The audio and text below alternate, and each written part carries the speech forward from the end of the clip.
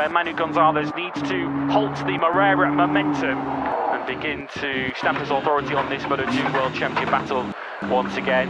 And it's certainly from the evidence of yesterday afternoon suggests that Diogo Moreira is perhaps playing catch-up to his chief title rival so far here. It's Lewis Sotheby and Neil Morrison with you, of course, for Moto2 Prix Practice 2. And a very interesting session coming up. Of course, Q2 places are decided, but we'll perhaps get another window into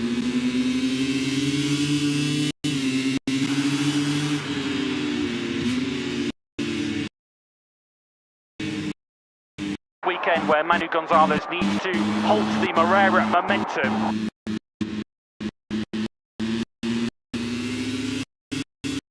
The vibrant capital Kuala Lumpur. Two cracking qualifying sessions are up next live before the fight for medals in Malaysia takes place in the sprint. It's time for MotoGP.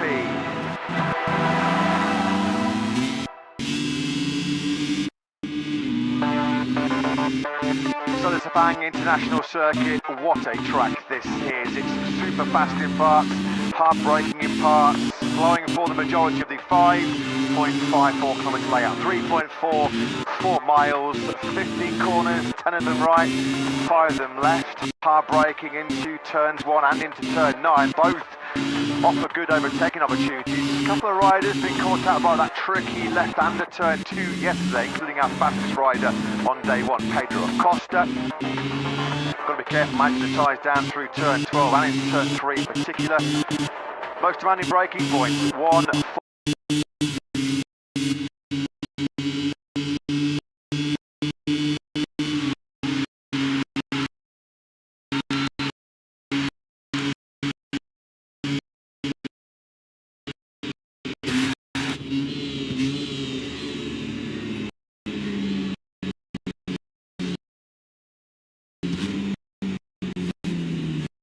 Weekend where Manu Gonzalez needs to halt the Moreira momentum and begin to stamp his authority on this Moto2 World Champion battle once again. And certainly from the evidence of yesterday afternoon suggests that Diogo Moreira is perhaps playing catch-up to his chief title rival so far here. It's Lewis Sotheby and Neil Morrison with you, of course, for Moto2 Prix Practice 2. And a very interesting session coming up. Of course, Q2 places are decided, but we'll perhaps get another window into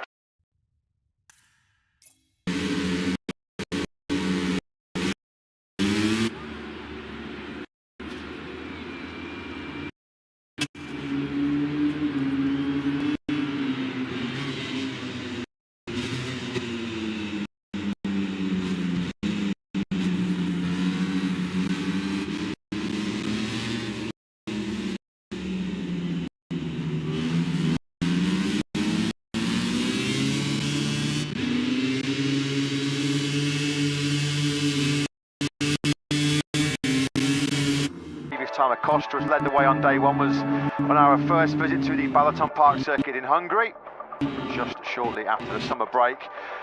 It was a bit of an unpredictable day yesterday with some mixed weather around, some rain that fell towards the back end of FP1. Pedro Acosta, it was that led the way. A Honda in second place thanks to Gian Zarco, a Yamaha in third with Jack Miller flying his way up into the top 3. Joan Mir was 4th on another Honda, and Fabio Quartararo, 4 Japanese bikes inside the top 5 at the end of day 1. Top Ducati was the Gian Antonio in 6th, just ahead of his VR46 teammate Frankie Morbidelli. Also safely through the Q2, Pol Espargaro shining once again, deputising for Maverick Vinales. Alex Marquez, like Acosta, had 2 crashes yesterday, and Alex Rins, who despite a last lap crash at turn 5, just crept into that all-important top 10. Q1, well, it is stacked. They're always stacked, aren't they, these days, Q1 sessions. Marini, Bagnaia, Aldeguer.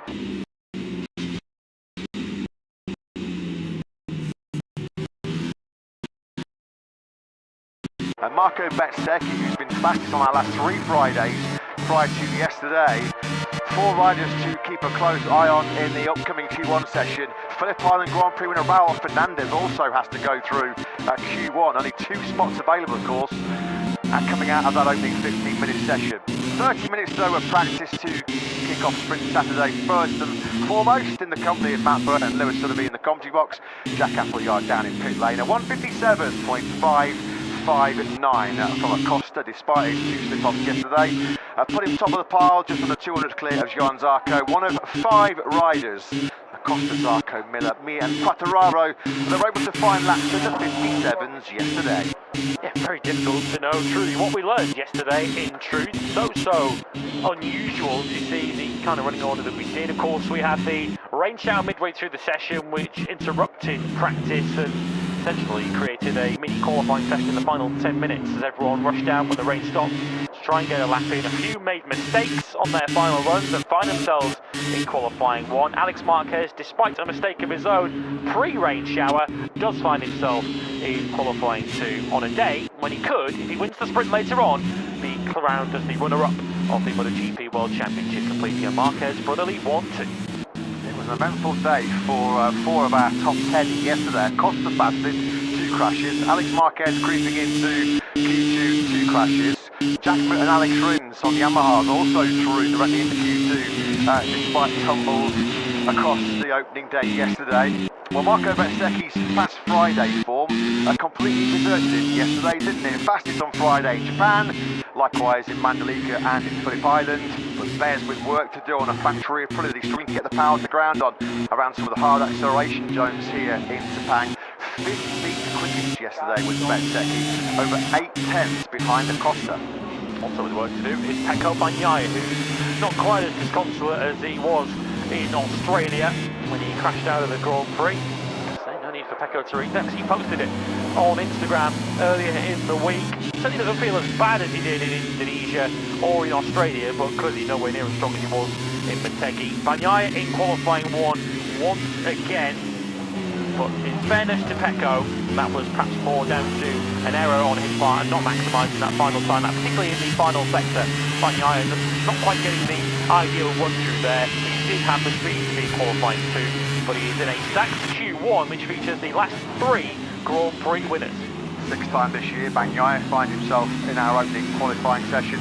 Ralph Fernandez, of course, we now have back-to-back first-time winners in our last 2 Grand Prix. First time that's happened in 5 years. Fermin Aldeguer prevailed in Mandalika. Ralph Fernandez was superb, wasn't he? Less than a week ago, down under in Australia. But Fernandez was only 16th fastest. Another rider on the Prix was struggling to find some rear grip, particularly on that corner exit. No problemos whatsoever though on practice Friday for Johan Zarco. Good to see him back at the sharp end. Good to see him riding with some confidence once again. Confidence has been drained away over a period of races, but yesterday, certainly in terms of front feelings, Zarco looking much like his old self. Second quickest, and a couple of times we picked up Zarco on his hot laps. He was spectacular to watch, wasn't he? He was going all in for that Q2 spot. And the second time this year on a Friday, Zarco's been inside the top 3 along with the Czech Grand Prix in Brno. He was really attacking, wasn't he? Both of the French riders really going for it yesterday, 2nd and 5th. Fabio Quartararo taking that 5th place. Of course, there'll be nobody ruling him out when we get to qualifying 2 in about an hour and a quarter from now. But Fabio Quartararo, who's receiving an early proposal on this Saturday morning. I don't think he's nodding at the question that's just been put his way. I'm not sure he's seen that on the screens, although she certainly is taking that as an acceptance. But either way, Fabio Quartararo, his greatest concerns at the moment are a Yamaha that's not quite behaving how he wants. The 5th place does paper over some of the cracks really from Quartararo's point of view. No real feeling, no real pace, he said, on quite a slippery Sepang track yesterday. So Quartararo might find himself high at the grid, but once again feels he's going to be slipping back down the order once he does it. It's fair to say those two are genuine hardcore Fabio Quartararo fans. I do know those two actually. I'll name check them as well. Grant and Stacey Copeland have made the journey from Australia. Welcome guys. So many Australians have travelled to this Sepang International Circuit for this 20th round of the campaign. Brad Binder, another big name. Lots of South Africans here this weekend to support the replicating factory racing rider. It was a real tough practice for the majority of that hour-long session yesterday for Binder. Was stuck right at the wrong end of the timesheet. He did rally late on and find a 58.739. That was only good enough though to take Binder up into 17th place. And once again the message coming loud and clear out of KTM, including from the fastest rider Pedro Acosta. Yeah, we've clearly demonstrated we've got the 1 lap pace. but Acosta once again fearing the dreaded tyre wear might be the undoing of KTM, particularly over the full race distance of 20 laps here tomorrow afternoon. Feels like he's got a big shot in the sprint, doesn't it, later on? But of course, he's got to qualify well to have any chance of that. Pedro Acosta on a pretty good sprint run. Podiums in 2 of the last 3 sprints.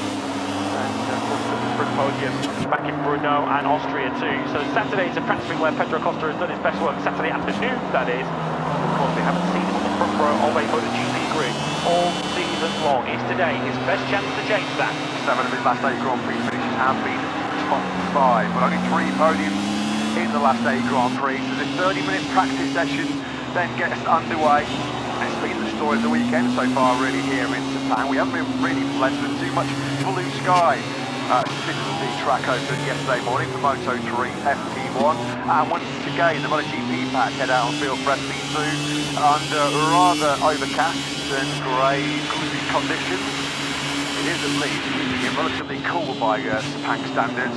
Normally it's real oven-like conditions, tear-dry-like conditions when you're racing MotoGP bikes around this 5.5km Sepang International Circuit, but that heavy cloud cover at least has made it feel somewhat cooler than usual. And what we're also seeing as a result of that, track temperature yesterday in practice was only 37 degrees. You normally expect track temperatures in excess of 50 here in Sepang, particularly when the sun is out. And it means that they're not really switching that medium rear tyre on when the cloud's on it, which means that we could have a scenario tomorrow where the vast majority of the field actually race the soft rear tyre, which does have quite an appreciable drop on it, because of course that will be expected to be ran in qualifying, also in the sprint this afternoon. But with the medium so slow, riders are finding that it's perhaps better off just taking the pain of the soft rear tyre drop, because you're going to be too far behind by the time the medium comes in. If you start on that tyre, looking at the tyre sheet in this free practice 2 session, everyone's gone out on track with the exception of Alex Marquez so far.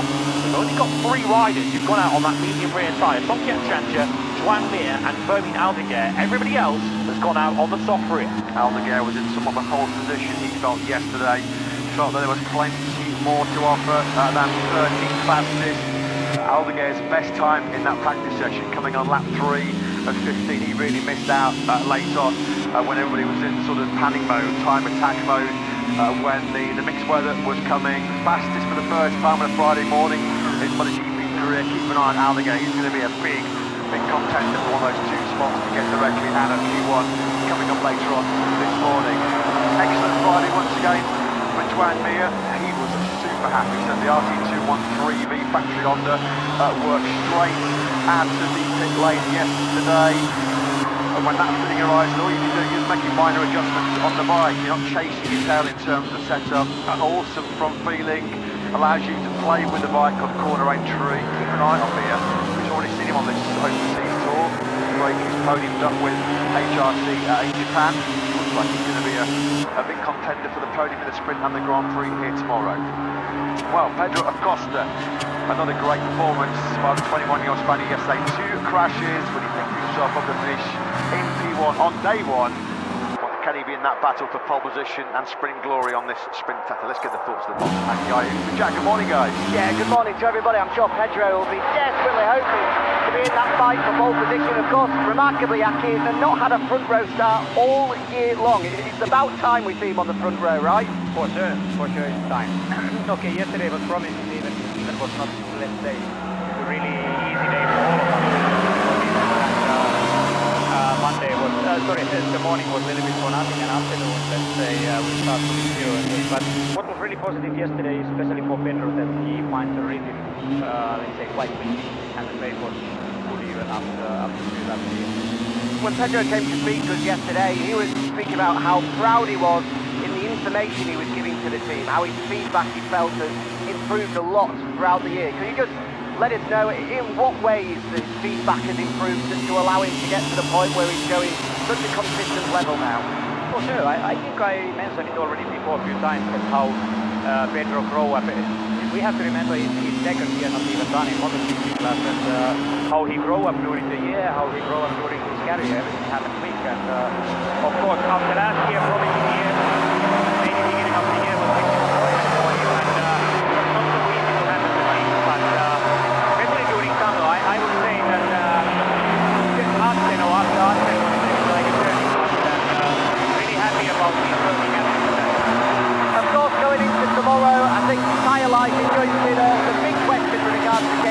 had some problems with it when we're here for the test in February. Recent Grand Prix, it's been a challenge as well. Does that mean today is the big opportunity for you guys? It's exactly like you say, that few races like, and also last race in Australia, it was a new for us on Sunday. So of course that's something, let's say, the main focus, so one main point to focus now. And unfortunately yesterday we didn't get laps as planned, but we're positive. Good luck, Aki. Have a good one. Thanks a lot. Thanks, Jack. Thanks as always to Aki Ayo, a replicating factory racing boss. He won't be thankful for me reading out this statistic. Is now 90 Grand Prix since KTM were last victorious in a dry MotoGP race. Can Pedro Acosta be our third different first-time winner in the last 3 Grand Prix over 20 laps here? The Mars is going to be some fierce competition. Certainly it looks like Honda could be in the game, and with Marini, another big name that's going to try and have to get out of that heavyweight T1 session coming up shortly. Marini was close, really close, just 600ths away from bumping out Alex Rins. We go into qualifying one later on with so many big names in it. We're going to guarantee to see some previous winners outside the front 4 rows of the grid. Bezzecchi, Raul Fernandez, Bagnaia, Agura, who looked fairly strong yesterday, Marini, Bastianini, who's had some recent qualifying problems. Well, here are the 2 of them that are going to come through that Q1 session later on. And there are at least 2 of those who you feel have got the potential to fight for victory this weekend. Aldeguer is one of them. Who knows whether Luca Marini could be 2 as he goes into 2nd place in the session, and Pecco Bagnaia potentially another 2. As mentioned, Bagnaia in Q1 for perhaps a slightly different reason this weekend than we have in recent Grand Prix. It doesn't look anywhere near the depths of despair that we saw from Bagnaia in Indonesia and in Australia, but once again he finds himself with an extra 50 minutes of work ahead of him, and not an easy route through into Q2 either. Loves into the bank circuit though. Bagnaia won the left team battle with Jorge Martin last year to take his 50th at MotoGP podium. Yellow flag that in second one. It's Agura, a track out MotoGP rider, has gone down quickly at back uprights. And looks like a little front end washout at turn 1 for Agura. Just looking to build on a 2:00.343. Was the Japanese rider 14th yesterday at the end of play. Was Agura-san.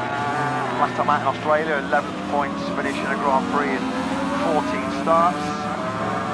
2 top 6s though, 2 big names so far in this rookie season. Fabio Quartararo moves up into P2 with a 1:58.797.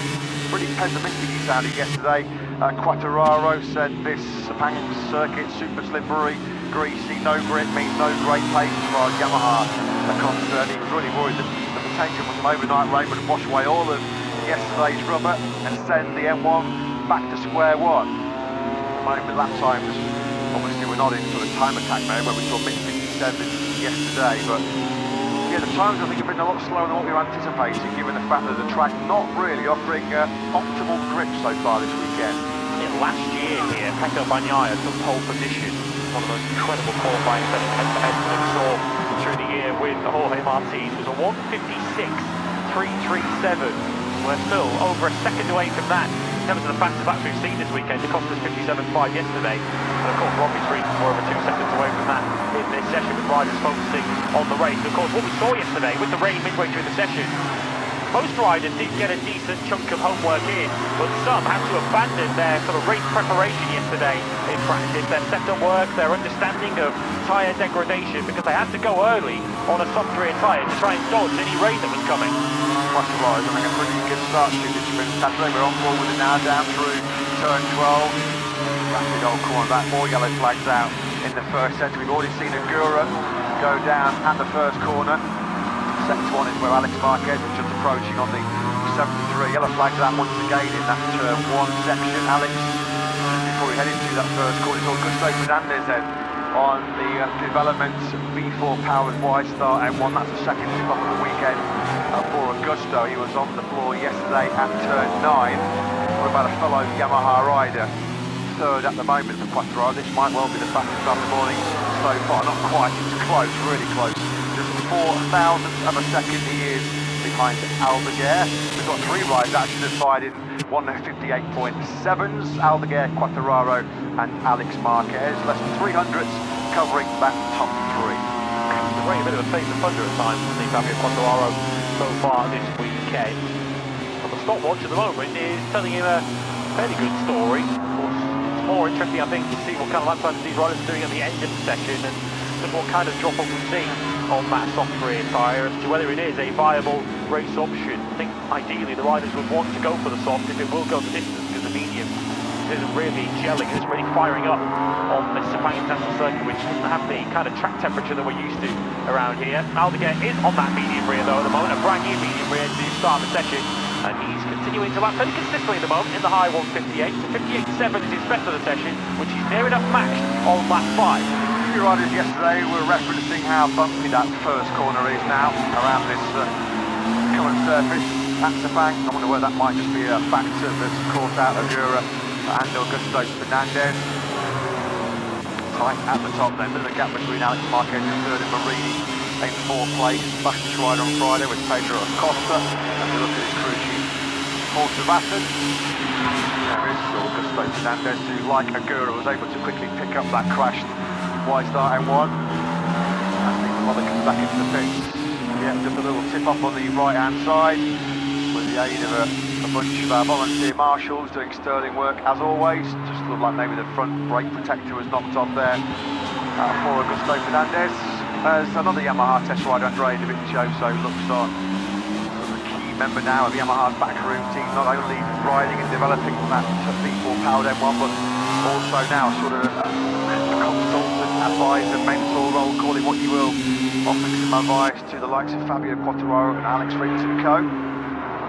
It's fair to say that V4 Yamaha didn't necessarily receive rave reviews yesterday from Augusto Fernandez. He described it as a hard day at the office.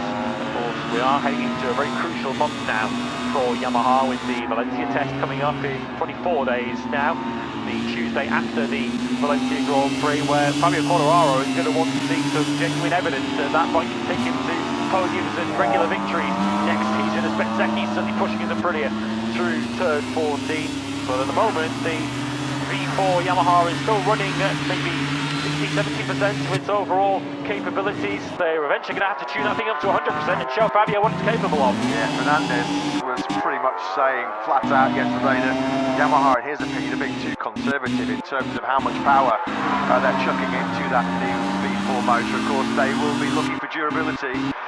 This is as much about reliability testing as performance testing, but yesterday through the speed traps, that V4 was 10 kilometres down on the fastest KTM. At the moment, once again, I think 12 Ks down on Pedro Acosta's RC16, which is no disgrace really. I mean, the KTM, we know, is the fastest motorcycle in Grand Prix history. When your test rider is saying, come on guys, we've got to start taking more risks here, we've got to start feeding more power into this V4, because of course, once you have more power, well, it can just completely change the handling, the characteristics of the bike. It changes the electronic setups you need, engine braking, traction control.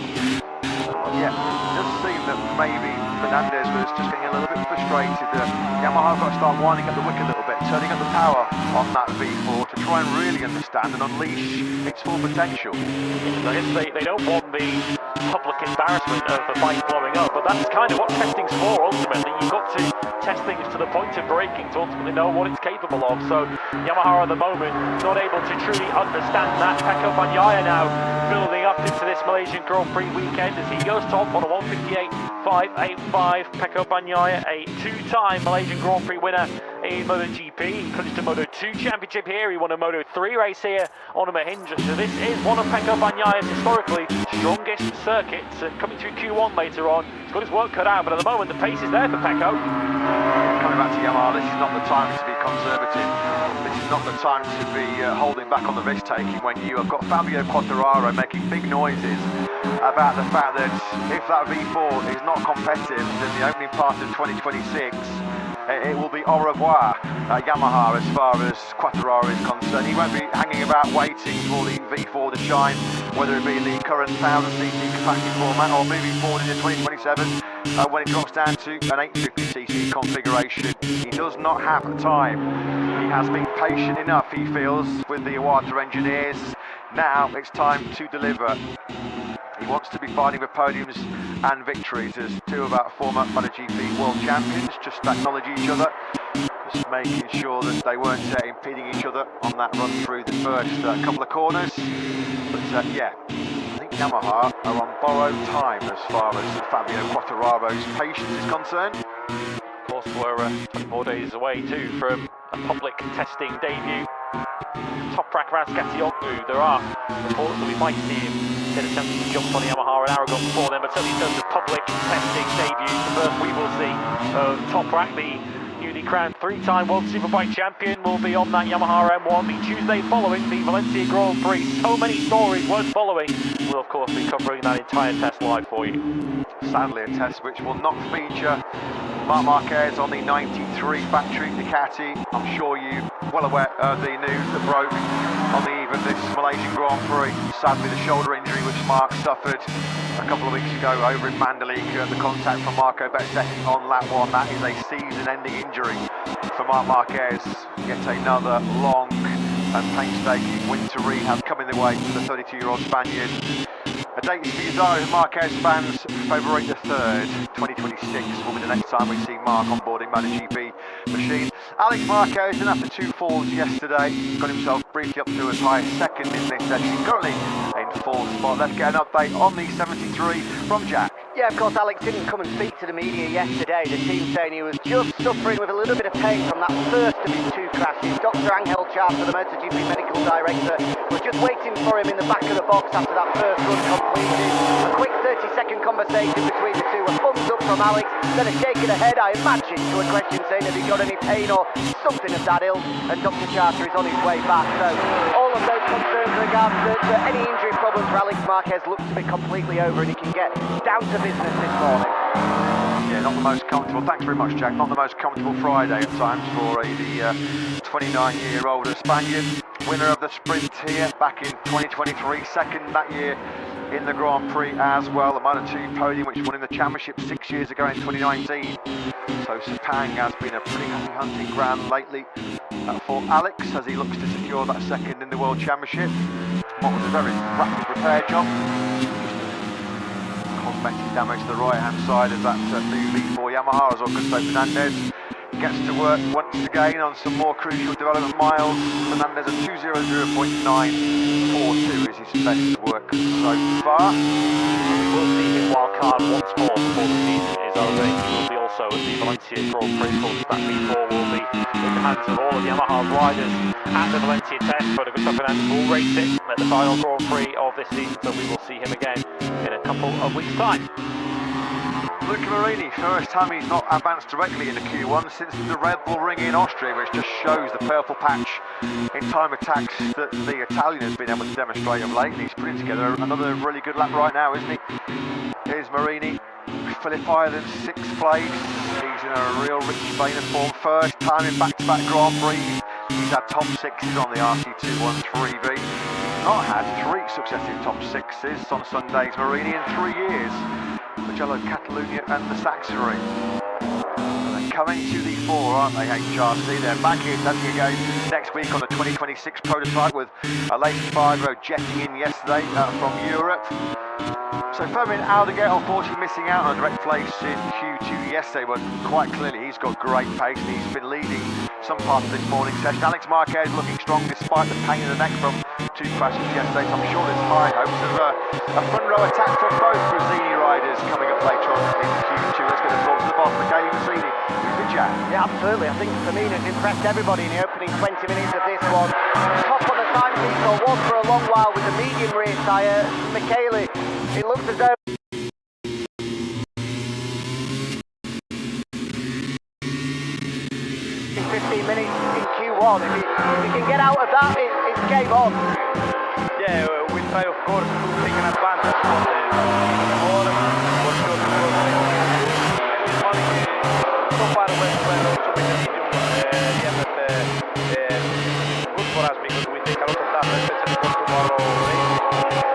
And then we'll be Alex, a really tricky day yesterday. I think everybody had him down as the favourite coming into the weekend, but didn't get off to the best starts. Just quickly, on his physical condition, how is he? Because we didn't get the chance to speak to him yesterday. yes, one is actually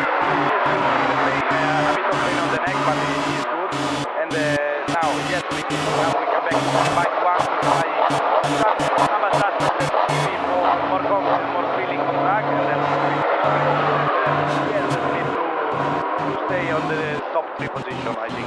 You mentioned yesterday he didn't find that setting to get him really comfortable. Where exactly is he not feeling too comfortable right now? A strange feeling with the rear tire, especially with the feeling, because here we come in a track there is not so much grip.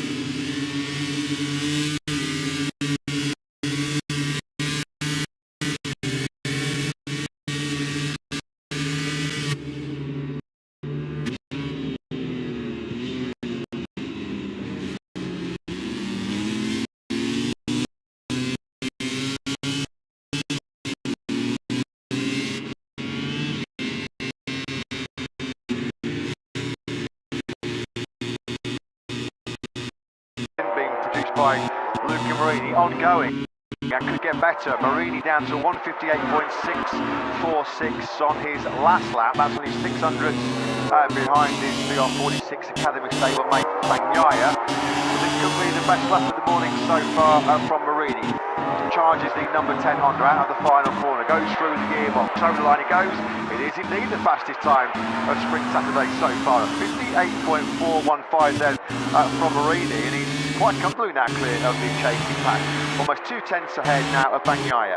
Well, inevitably there's talk, of course, of Pedro Acosta becoming the 3rd consecutive brand new winner in MotoGP and becoming the 19th full-time 2025 rider to have won a MotoGP race, but you shouldn't forget that Luca Marini could do that too, with the kind of form that he's demonstrating so far. There's some hope from Marini's point of view that he's not going to be the big victim of that heavyweight qualifying one coming up with both Bagnaia and Aldeguer in that session. It is going to be a test for Marini to come through Q1. In fact, you look at the top 3 at the moment in this free practice 2 session, they're all coming up in Q1 shortly. Marini's first Grand Prix victory came right here in Sepang back in 2018 on the day that his then teammate Bagnaia won the world title. So the former Moto2 teammates are top of the pile here, 1 and 2 in this session. Once again we get the brilliant first corner braking shot of Joan Mir with that rear tyre hopping and skipping all over the place on the factory Honda. It might look a bit scratchy, but it's fast, and that's the most important thing as far as Mir's concerned. Both factory Hondas once again right at the sharp end. Marini fastest, Mir 4th quickest. He got himself into those mid 58s as well. Aldeguer now in 5th, Quattararo once again in 6th. So having had 4 Japanese bikes inside the top 5 at the end of play yesterday, we've got 3 inside the top 6 at the moment. Marini, Mir and Quattararo. Zarco's inside the top 10 once again in 9th. Zarco was strong yesterday, of course, 2nd fastest. What about Acosta? He's 10th, having led the way on day 1. Frankie Morbidelli, as you just saw there, has leapt into 2nd place now, so it's a VR46 Academy 1, 2, 3, Marini, Morbidelli and Pecco Bagnaia. Morbidelli, who took his worst qualifying of the season in Indonesia and then went 4 worst in Australia, 17th on the grid and only scored 1 point in the whole weekend. It was a miserable weekend for Morbidelli, where he struggled with instability all through the weekend. At a circuit, of course, where he did hundreds of laps here back in pre-season testing on the same GP24 course that he's on now. Morbidelli looking a little bit more like his old self. Another rider that's won a Moto2 World Championship right here in Sepang, along with Alex Marquez. Those two of 15 times we've seen a Grand Prix World title wrapped up here in Sepang. We're going to be getting a 16th here this weekend. Of course, we've got a GP and Moto3 long done and dusted. And with a thrilling and nail-biting title fight in Moto2 between Diogo Moreira and current leader Manu Gonzalez. Well, that looks like it might go all the way down to the wire in Valencia next month. Just 2 points splitting that pairing going into tomorrow's 17-lap Grand Prix Malaysia in Moto2. Yeah, Morbidelli was really out of sorts, wasn't he? Philip Island, it was his worst finish since Portimao 2024. That was right at the beginning of last season, and of course he was just working his way back to fitness, having had that nightmare crash pre-season on a production Ducati in Portimao. That's Pecco Bagnaia's 2025 in a nutshell, really. There, the rear snapping sideways as he tried to get the Ducati GP25 stop for turn 4. So Pecco Bagnaia, whilst he might look more competitive, he is more competitive. He's certainly in the game in the top three at the moment, just a tenth and a half off the pace of Marini, but it is still far from a comfortable ride for Pecco Bagnaia. In some respects, he might just be better off just not thinking about the feeding and just looking at the stopwatch, because it's not looking as bad as it might feel on the bike for him. He and Ducati have been underperforming of late. Understeer was the big issue once again yesterday for Bagnaia. When that rear tyre kicks sideways, and right at that point there, as soon as it gets back into line, it just chucks a whole load of weight over the front tyre, and Bagnaia then can't make the corner. He has to just release that front brake a little bit, not darting towards the apex. What used to be Bagnaia's super strength on board that Desmos Adichie is now one of his key weak points. Once again yesterday, like we saw in the qualifying warm up last Sunday, he came out of turn 14 in practice. We saw another clear indication of a big high-speed wobble, the instability which has been plaguing Bagnaia so many races now.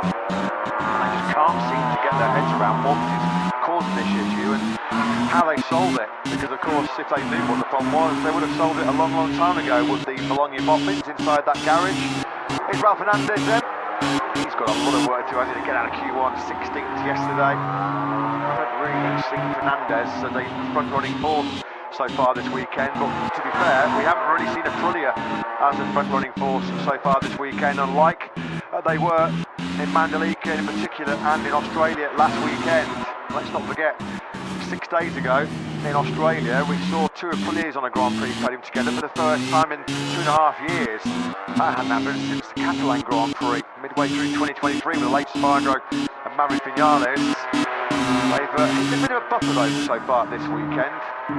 No drive grip was the main complaint from all the Aprilias yesterday here. It's fair to say that this circuit has often been the weak circuit from an Aprilia point of view, but of course our hopes were raised by their recent hot streak, not just for Marco Bezzecchi, but also, as mentioned, for Ralph Hernandez, in victory in Australia. Of course, he's coming here on the back of consecutive sprint podiums, a third in Indonesia, a second in Australia, and it would take something truly heroic for Ralph Hernandez to back that up with sprint victory here this afternoon. We go sprinting over 10 laps later on this afternoon, 3 p.m. local time. As always, we will be underway for our 20th Tissot sprint of 2025. Clawed his way and fought his way up to 10th in the World Championship now. There's Ralph Hernandez with his brilliant burst of form. For a moment, a bit of a twitch on the rear tyre there. The Costa was powering out of that turn 15. He's now hard on the brakes. Agura and Fernandez have both been caught out in the early part of this FP2 session. Quattraro still inside the top 6. Negotiates that tricky left-hander of turn 2. Let's have a listen to Fabio as he goes through 3.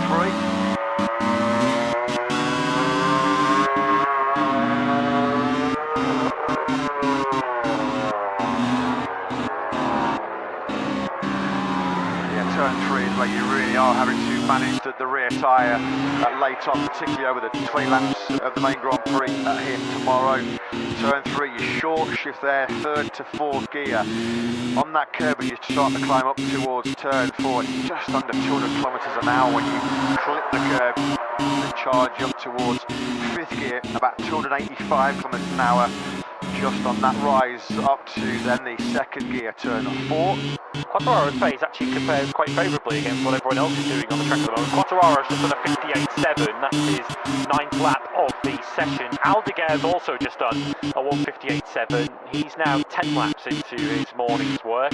Joan Mir's doing low 59 out on the circuit, so too is Alex Marquez. Gian Antonio's also just done a low 59, his best lap of the morning on a 159.3. So we are talking about genuine race pace that we're seeing at the moment and race preparation on that soft rear tyre. Aldeguer continues to look super strong. Quattraro not a million miles away either. Marini fastest with a 58.415. Going to be hard work, incredibly hard work to get himself out of Q1, but if he does so, he's looking like a strong contender for his first front row in 2 years. Qatar 2023, the last time we saw Marini qualifying inside the top 3 as Aleix Espargaro will be busy out on track next week, putting in more kilometres on the 2026 prototype RP213V, which he will hand over to both Mir and Marini at the Valencia test next month. There's confirmation on your screens of that best time from Marini, 158.415. Excellent work this by Marini, if it wasn't for the fact that he had Bagnaia, Aldeguer, Bezzecchi and Fernandez for company around him in that battle for those 2 places in Q2. Would have felt like he got a real good crack at getting out of that opening 50 minutes. And of course he still does have, but there's some fierce competition around him. Probably being led by this rider, Aldeguer, who sweeps back into pit lane. Been a good session from Aldeguer, keeping a close eye on his pace, very, very consistent. There's Alex Rins, who took a late tumble yesterday in practice at turn 5. Well, he's ending another session in the gravel trap, isn't he? Is Alex this time around? He's just running in hot into the final corner, turn 14. He might have actually stayed on 2 wheels here. I think the gravel's just so deep. Yeah, just thinking a bit of assistance to ride out of it here. So yeah, luckily for Alex, it's not one to add to his crash count.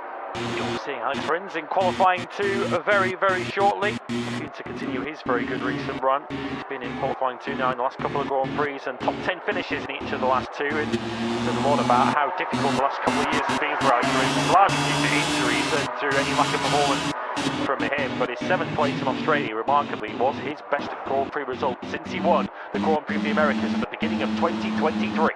First time he's ever had back-to-back top 10s on board Yamaha. Fabio Quartararo comes back into the factory box as we look at Paul Espargaro, who just keeps performing wonders, doesn't he? Replacing Maverick Vinales on the Tech 3 KTM. Last 3 Grand Prix he's appeared in. He's ended Friday in 8th place, directly through to Q2 once again. That has gone Felicio. He's still adamant that he's happy being a part-time racer. He said he's got no interest, not entertaining any aspect of looking to come back as a full-time rider in the future. What about his teammate Bastianini, who was suffering once again yesterday? Rather worryingly, the words coming out of the Italian. Once again, back in this weird sensation that every track he comes to on a Friday, it's like he's riding the KTM for the very first time. He's struggling to find any positives, 0 confidence to push. Yeah, it was rather bemused beast once again yesterday. He's making a little bit more of a fist of it this morning, up into 18th spot, which is at least 1 place higher than he finished day 1. And his riding style just does not extract the best out of a soft tyre on that KTM either, which is why he always qualifies deep in the pack. Since Barcelona, of course, where he was on the podium, we haven't seen him on the front 5 rows of a MotoGP grid, which doesn't bode well for the Q1 session coming up. A heavyweight Q1, which we're all looking forward to. Jack's got some thoughts. Yeah, I tell you what, I've been as excited for this Q1 session as any all year round, because I've been looking at the lap times for that session, and you can genuinely say Luca Marini, Pecco Bagnaia, Fermin Aldeguer and Marco Bezzecchi are all genuine podium and race-winning contenders if and only if they get out of Q1. It's a massive 15 minutes coming up. Yeah, it really is a huge 15 minutes for some of the riders who would have come into this Sepang Grand Prix fancying their chances. They're taking the spoils and the 25 points here tomorrow, one of them being Alex Marquez, who is already safely through, of course, into that 2nd qualifying session. It was tight. Alex through by less than 700ths of a second, with a 58.057. Kelly Messina reported he wasn't really at his best after that crash yesterday, a fast crash going through turn 7 in FP1. We saw the lip of the curve sort of pick him and his Ducati up, and I think he just tweaked a couple of the muscles in Alex's neck, and it was a pretty uncomfortable ride for the remainder of day 1. He has finished that morning session over here in 7th place, 58.752. Pretty tight session, that one. There was just over half a second covering the top 10, less than a second covering the top 15, down from Marini to Miller. But that's a perfect qualifying boost, isn't it, for Marini, coming up in a heavyweight stacked Q1 session, but it's the Italian that leads FP2. Luca Marini, Frankie Morbidelli, both setting 158.4s, just 7,000 split them. Pecco Bagnaia 3rd ahead of the 2nd factory Honda of Juan Mir. The RT213V's flying so far. Fermin Aldeguer 5th from Fabio Quartararo, Alex Marquez and Marco Bezzecchi. Of course, another Q1 participant shortly. Joe Zarco and Pedro Acosta completed top 10. Ralph Fernandez, who we saw lifted himself up to 11th ahead of Miguel Oliveira and Paul Espargaro. Fabio Gian Antonio, Jack Miller, Ayagura and Brad Binder. Next up, Agora had a slow speed tip off at turn 1. Baschini 18th ahead of Lorenzo Salvadori and Alex Rins, who took to the gravel at the final corner right at the end of the session. Solskjaer Chantra, Augusto Fernandez, who also had a fall, and Michele Pirro completing your field of 23 here. So Marini looking in tip-top form before he comes up next in our opening 15-minute session here in Sepang. The fight, the battle for our 20th pole position of 2025 is coming your way shortly here in Southeast Asia. Who will be on pole position in the Grand Prix of Malaysia in 2025? Luca Marini, he could be the one. He's P1 at the end of FP2 with the Italian in Q1 next.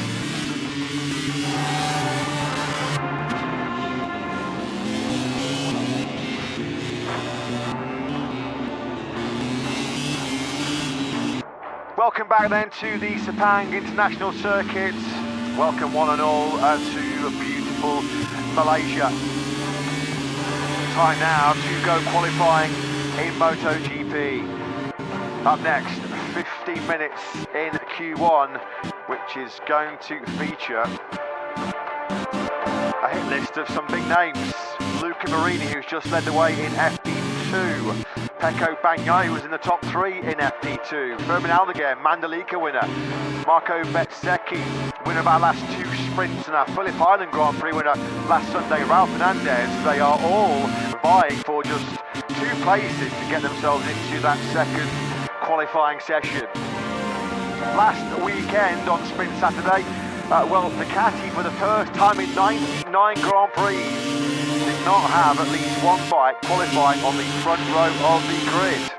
And what followed in the Australian Grand Prix sprint was more troubles for the Borgo Panigale brand, as for the first time in sprint history, first time in 58 sprints, Ducati were without a bike on the podium. There's going to be some contenders though on Ducatis for sure in Q1 and Q2. Look at the names though. In qualifying one, Marini, Bagnaia, Aldeguer, Agura, who's had a small tip-off at turn 1 this morning, Bezzecchi, Ralph Fernandez, Binder, Oliveira, Bastianini, Chantra, Salvadori, Pirro, and the Yamaha wildcard Augusto Fernandez, who's back once again for a play on the new M1 V4. This one feels like it's tough to call. Marini, as we just saw, has been brilliant in FP2. Bagnaia, Aldeguer, Fernandez, winners on this flyway tour in Japan, Indonesia and Australia. All 3 of them then coming up in this opening 15-minute session. So one of those 3 is going to be pretty key at the end of this Q1, because only 2 can go through. 6th time this year, Bagnaia's in the opening qualifying session. A bit unlucky to miss out yesterday. So too were Marini. There was nothing in it really. Alex Rins was 10th with a 58.1. Marini also did a 58.1 yesterday at the end of practice, but he was out by just 0.06 of a second. Tough weekend so far, to say the least. From the highs at Phillip Island, where Marco Bezzecchi won the sprint. Ralph Fernandez was on the sprint podium as well. Those 2 also on the Grand Prix podium in Australia. They found the going a lot tougher so far this weekend in Malaysia. Well, unsurprisingly, Noah Prulia made it directly through Q2 yesterday. Top RSGP was Ayagura, way down in 14th place. Agura, Bezzecchi and Fernandez all locked together on the timesheets, 14th, 15th and 16th respectively. So what can Marco Bezzecchi do? Has to get through this session. You feel first Q1 appearance in the Balaton Park, a circuit appearance in Hungary. He has won the last 2 sprints, has been. In fact, he's won 3 of the last 4 sprints. That's been a big help to get him up into P3 now in the World Championship. Yeah, a message that we all echo. Get well soon, Mark. Come back loading 2. Yeah, we wish the best for a long winter rehab for Marc Marquez. Unfortunately ruled out for the remainder of the 2025 campaign. That shoulder injury he suffered in Mandalika a couple of weeks ago has ended Marc's 2025 season. Who's going to see their Q2 hopefully in Malaysia, though, ending in about 15 to 20 minutes time.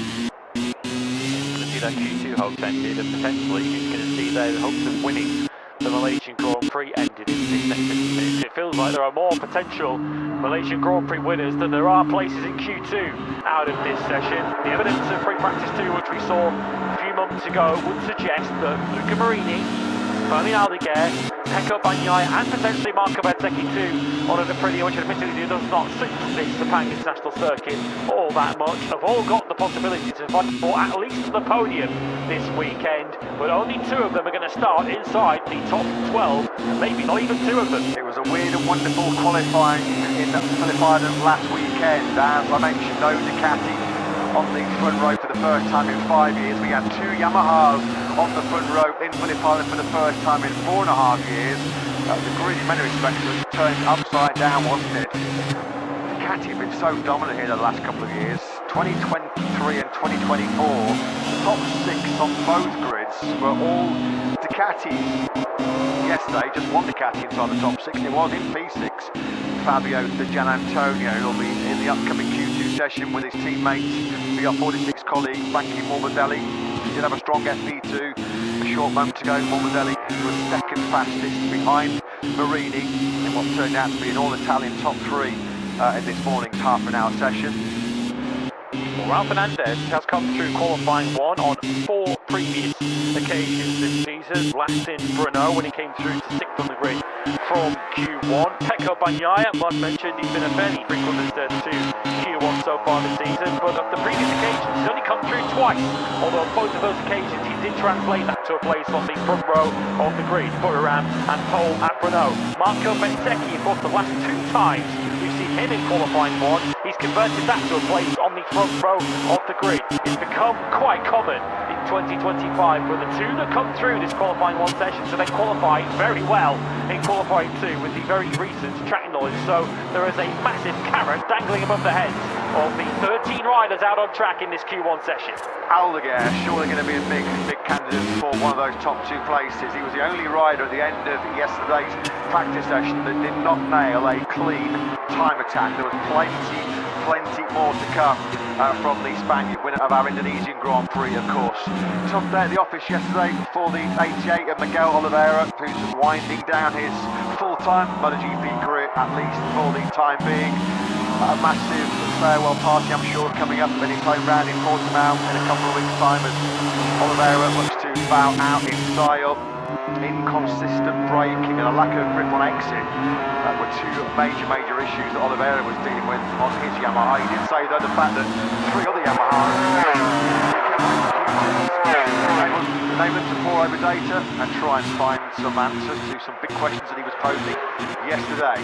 Aldeguer then, this is going to be the first flying lap of this session for the number 54. On board with Bagnaia, 3rd in the earlier FP2 session. Pecco Bagnaia, what can he do about getting a place in that second qualifying session?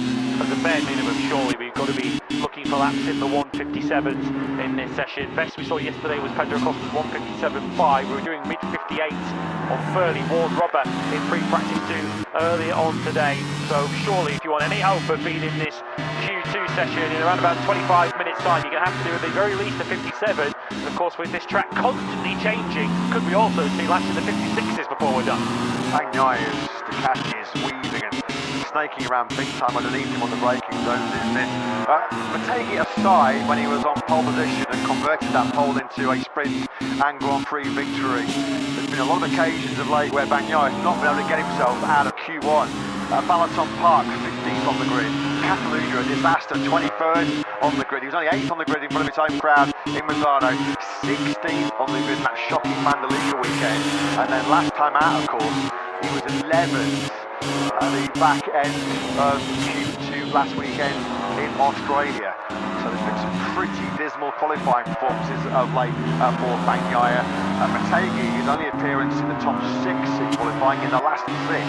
Aldeguer looked slightly wide in into turn 9, but it didn't appear to slow him down too much. He's up by a couple of tenths on Marini at the same point of the lap. They will both come through the third sector. Bagnaia is quicker than the pair of them so far through this lap. He's about a tenth up on Aldeguer, but of course it was the final sector where Bagnaia messed up yesterday, which puts him in this Q1 session. So Aldeguer's opening gambit of this session is in the 157 at 57.6. It's just a tenth off what Acosta did yesterday.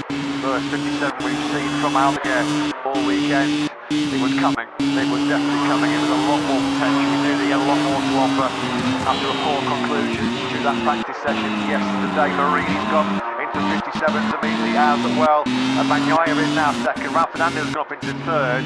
But it's Aldeguer and Bagnaia after the first flying laps that have got themselves into those two all-important top two spots.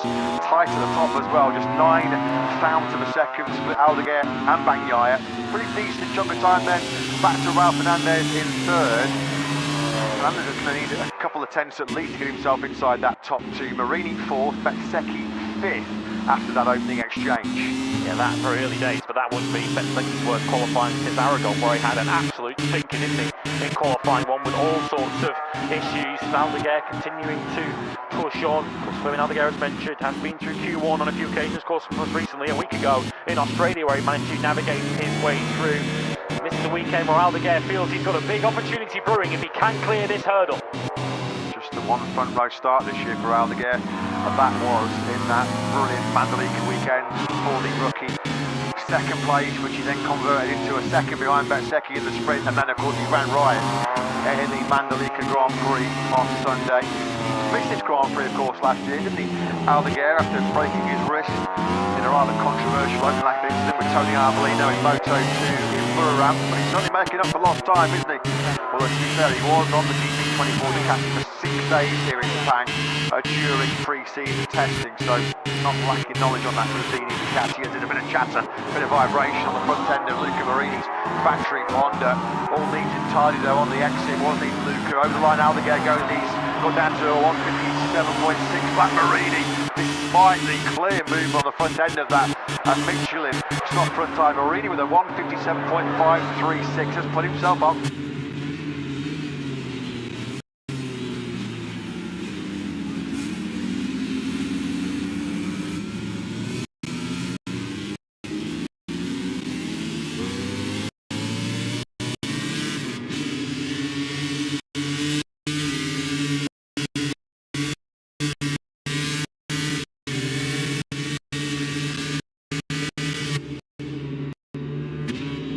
Weekend where Manu Gonzalez needs to halt the Moreira momentum and begin to stamp his authority on this Moto2 World Champion battle once again. And certainly from the evidence of yesterday afternoon suggests that Diogo Moreira is perhaps playing catch-up to his chief title rival so far here. It's Lewis Sotheby and Neil Morrison with you, of course, for Moto2 Free Practice 2. And a very interesting session coming up. Of course, Q2 places are decided, but we'll perhaps get another window into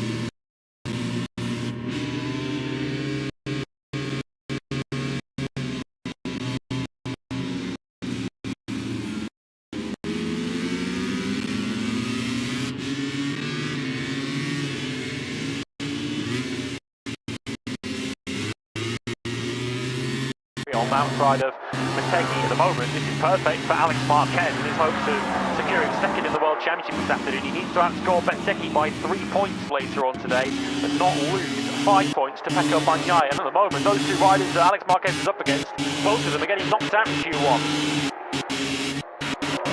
So Luca Marini then, with the fastest time of the weekend so far, not by much, at 157.536, just a whisker inside of Acosta's 57.559. Yes.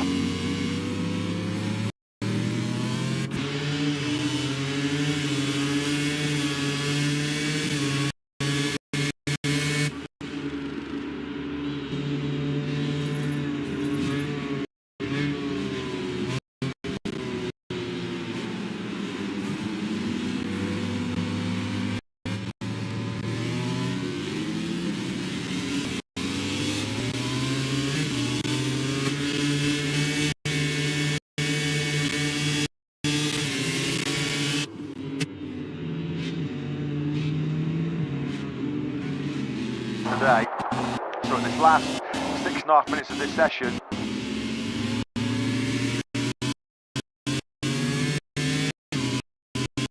The double right-handers, and now you do really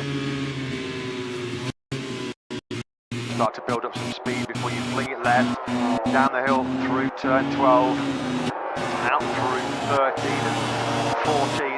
Crucial to get some drive out of turn 14. We saw Bagnaia had the big speed ball, didn't we? And in the practice yesterday. Here comes Marini then, at the moment, heading out for his second time attack. Leading the way on 1:57.536 is the time to chase. So Augusto Fernandez is just sticking out there. He's not coming to the pit, so essentially they're just using this as another public test session on board that V4 powered Yamaha. But 63, who's our focus now, with 5 minutes of this session remaining. So Pekka Bagnaia, who did get his timing a little wrong yesterday in practice, missed the checkered flag by about a second or two to get one extra lap in. He's going to have 3 attempts here. So to his Bezzecchi, who's using some Yamaha V4 slipstream to get himself down to turn 1 as quick as possible. That could be smart. That could be really smart. That from Bez. Got right onto Fernandez's rear tyre, and he would have got dragged down that long start-finish straight here, Marco Bezzecchi. That would have surely claimed him. A couple of tenths maybe. He's up through the first sector now, careering towards turn 4, trying to get that Aprilia settled. He's right here, and he picks up the gas out of 4, where he was struggling yesterday with a bit of mechanical grip. They couldn't get the power to the ground on that RSGP yesterday. Through that wonderful high-speed left-hander of turn 5, he'll now flick it right through 6. That's where we saw a real fierce battle, wasn't it, last year between Bagnaia and Martin in that epic start to the Malaysian Grand Prix of 2024. Bagnaia is up, so too is Bezzecchi. Felt that 57.536 from Marini wasn't going to be enough, and it looks like it won't be. Traffic up the road, Marini gets out of the way. Pirro, of course, on the other factory Ducati, he's not going to get in Pekka Bagnaia's way, so he jumps over to the left-hand side of the road. There is very little to choose here between Bagnaia and Bezzecchi as he now approaches turn 12. The third sector will be completed as he rounds turns 13 and into 14. Bagnaia now 3 tenths up, and he won't be far away from the 56s here. And has he been able to pull a bit of time out of Bezzecchi? He has. Not too far behind him on the road is Bezzecchi. You can see him in the top left-hand corner of your screen. Marini's trying to tuck him behind Bagnaia here to help him get dragged down that start-finish straight. Into turn 15 we go then. Bagnaia, surely this is going to be a 57-1, 57-2 maybe. Surely he's taking him from P3 to P1 in this Q1 session in Malaysia. It is a 57-1, a 57.190 from Bagnaia then punches him up into P1. Bezzecchi did set his fastest time of the section, a 1:57.549, crucially low for Bez. Winner of our last 2 sprints.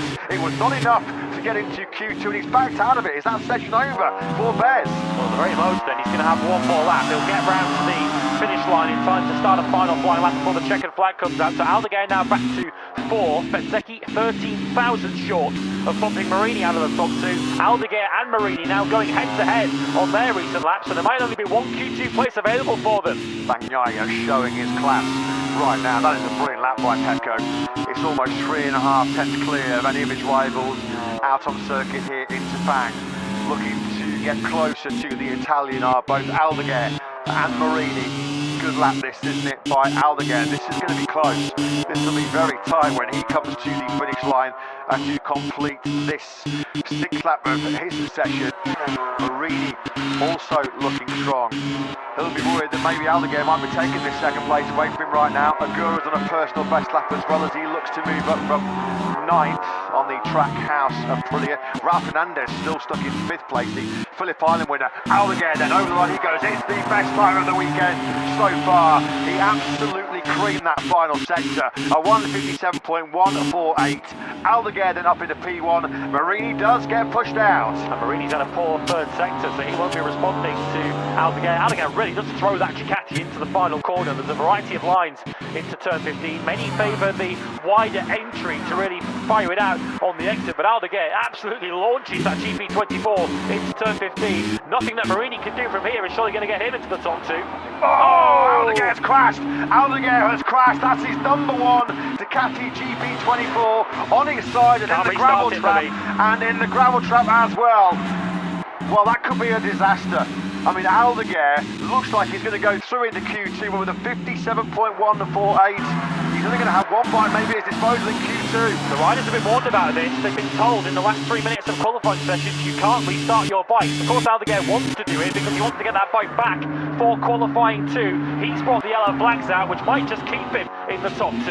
Really had the fastest first sector, so too was Aldeguer. That's why he's just been pushing that front end too much. Marini then has had to back out of it, and that's it. It's game over as far as Marini's concerned. Aldeguer then trudges away from the scene of the crime at turn 4. A 57.148 from Aldeguer is going to get him through into Q2. Looks like along with Pecco Bagnaia as well. Well, they're now having to ready the second bike.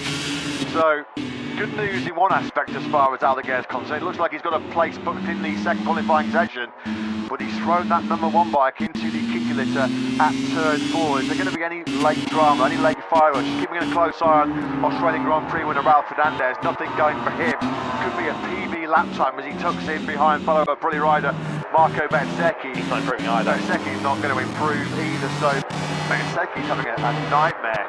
If he's going to make it 4 sprint wins in the last 5, he's going to probably have to come through from 14th place on the grid. Is Bezzecchi, which is his lowest qualifying. He was 20th in Aragon. Here is Ralph Fernandez then at the moment. He'll be 15th on the grid. I was going to reference Ayagura. We saw him putting together his PB lap time when he made a big mistake in sector 3. As Bezzecchi goes wide, right out to the marbles. He's resigned to his fate here, isn't he, Bez? He knows that he's not going to go into Q2. And 14th place on the grid for the winner of our last 2 sprints. Yeah, wisely there. Bezzecchi not attacking Ralph Fernandez in the final round. Fernandez is on a personal best. Bez isn't. Might just put Fernandez ahead of Bezzecchi if he has a good final sector. Will follow the 25 to the line. Pecco Bagnaia is already having the debrief. He knows he's safe. Ralph Fernandez just to slot in behind Bezzecchi by a couple of tenths. So the Aprilias 14th, 15th, 17th and 21st on the grid. So clearly Sepang still the final frontier that they're yet to conquer. Yeah, they were brilliant. They were untouchable in Phillip Island. It's been a miserable weekend so far for Aprilia as Fermin Aldeguer comes the unconventional route back to paddock. He has to show his pass to the security to get himself back in. He has then quickly got that number 1 Ducati back to the back of the garage. Are they going to be able to get it fixed up and repaired in time for him to have 2 bikes? And he crashed again! Well, they were repairing it now. Crashed again. Yeah, you can see the frustration there from the mechanic. He almost cleaned out the team manager, Michele Massini there. Well, that's just some further damage. I mean, yeah, I mean, if it's on the floor. Yeah, topples over on the right-hand side. The gravity takes over. Look at his mechanic there in the cycling helmet, just going, what are you doing? Mamma mia! Yeah, you can see Michele Massini just about gets out of the way. Damage to the screen and the front fairing. A little too keen and a little too impatient there, wasn't he, to get that bike into the back of the box. He got the bike back. Of course, Q2 can get underway for around 8 minutes. But Fermin Aldeguer, if he was already down to 1 bike at the end of this qualifying 1 session when he crashed, then he might have just done further damage there and just cemented the fact that that second bike, or the bike he started the session on, is not going to be used again. We'll see how much damage has been done to it. That's the first for me. First time I've ever seen a rider crash at the back of the garage. Yeah, the yellow flags then. You can just see there as Luca really came up to turn 4. The LED panel on the left-hand side are pretty much just clear right at the last second.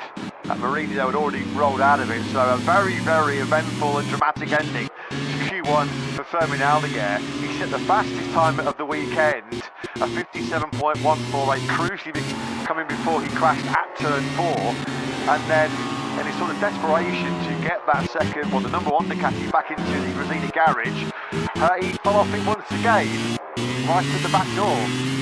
Strange, very, very strange. You have to try and get the old heart rate down right now, isn't he? Here's Aldeguer. Some big names out. Luca Marini was fastest this morning in FP2, misses out. Bezzecchi not coming out of, or not in Q2 for the first time since the Aragon Grand Prix. A big ask for Bez to make it 4 sprint wins in the last 5. Ralph Fernandez, Australian Grand Prix winner, on the sprint podium himself 7 days ago in Phillip Island. In fact, on the last 2 sprint podiums, of course, wasn't he? Raul, well, he's 15th on the grid on what's been a pretty taxing weekend so far for the Nawali factory. Bezzecchi will be their highest starter in 14th place. Haven't even seen that second bike get back in the garage yet, have we?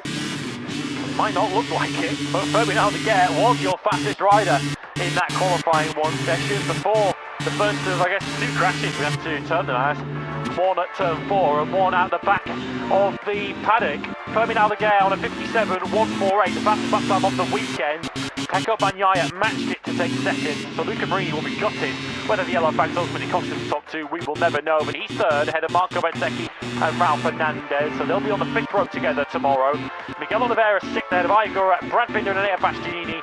Those particular KTM showing no signs of making Q2. Dom Piacenza 10th from Lorenzo Salvadori, Michele Pirro and Augusto Fernandez, who treated that session as more of a publicised test. He was 13th. Well, when he was on 2 wheels, Ferdinand was impressively fast, wasn't he, in that opening 15-minute qualifying session. He's still in the hunt for what would be a maiden pole position in MotoGP. He did it the hard way, though, after crashing at turn 4 late on, then crashing as he came back to the paddock. Aldeguer, though, and Bagnaia still in the battle for the Sepang pole position here in Malaysia.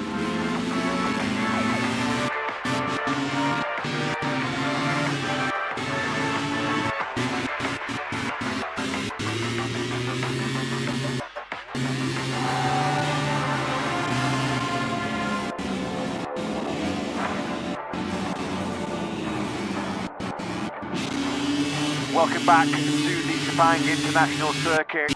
Welcome back to Malaysia.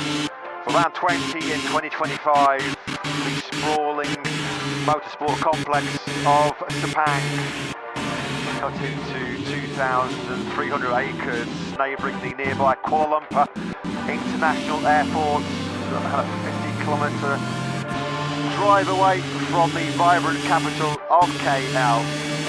It is truly Asia when we head to Malaysia. It is, of course, our 25th visit to the Sepang International Circuit. And next on the agenda, well, let's hope we get a repeat of the fireworks that we had in Q2 here last year when Pecco Bagnaia and Jorge Martin going toe-to-toe in their epic battle for world title glory produced one of the most thrilling Q2s we have ever seen. More of the same, please, from the world's best riders as we learn to find out who's going to be on pole position in Grand Prix number 20. In contention, fastest on Friday, Pedro Acosta, despite 2 falls. Zarco, Miller, Mir and Quartararo, 4 Japanese bikes in the top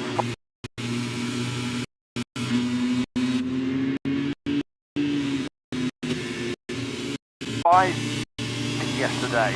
Gianantonio leads the Ducati Challenge in 6th.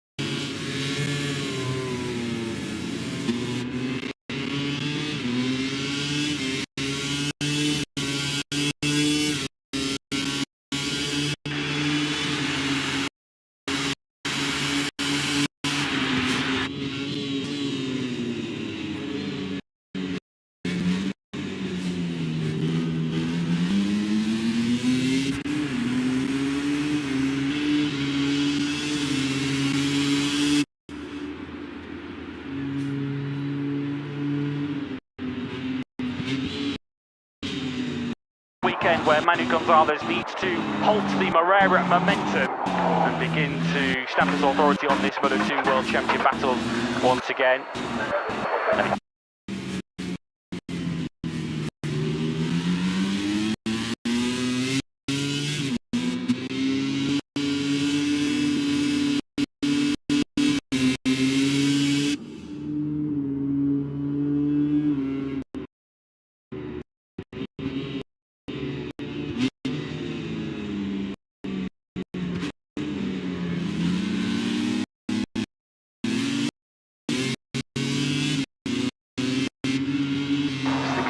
fans. Plenty of them who've massed here in Sepang. He is still in the hunt for the hat-trick. Q2 then, coming up next as the humidity rises here. Make sure we're at 50 kilometres away from the beautiful capital city of Kuala Lumpur. Pedro Acosta there then on the 37 bike, up to 5th in the World Championship.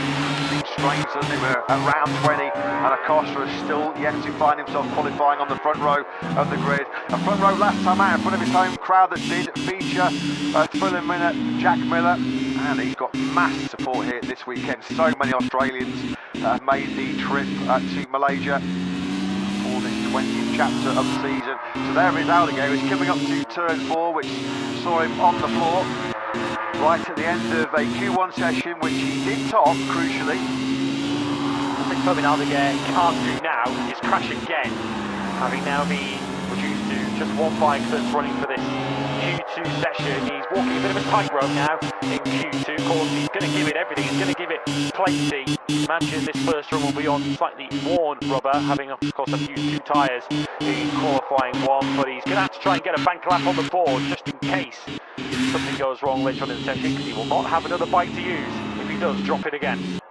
Trying to get a bit of a toe here behind the 2 Gravine Ducatis is 29-year-old Spaniard Alex Rins, 8th in the Grand Prix here last year, one of only 5 top 10s in 36 appearances on board the factory Yamaha.